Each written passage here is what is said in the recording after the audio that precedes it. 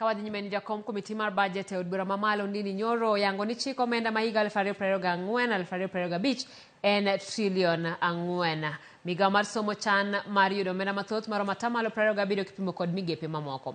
Migao mar teko stima dhi yudo bilion 14.5 e neno ni stima ochopo e gwenge kendo kar chungo od buche biro yudo omenda maromo milion 50 ne tudruok mar stima. Omedo ni migepe mag thieth kod somo bende yudo omenda ma oket tenge mar neno ni lakteche kod jopuonjre mapuonjore ondike e yo mongirore. We've been working around the clock for the last 2 weeks, trying to make a budget that will respond to the needs of the Kenyan people.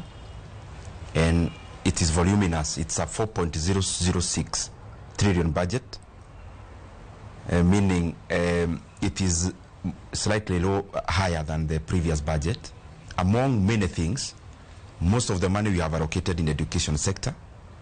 Education sector is taking up more than 27% of the entire national government spending, which will be close to 700 billion Kenya shillings. One of the other very important issue is that we have allocated over and above the budget that is given in the energy sector.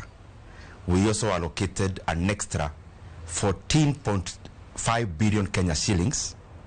That money is divided equally among all the 290 constituencies for electrification in our villages and estates.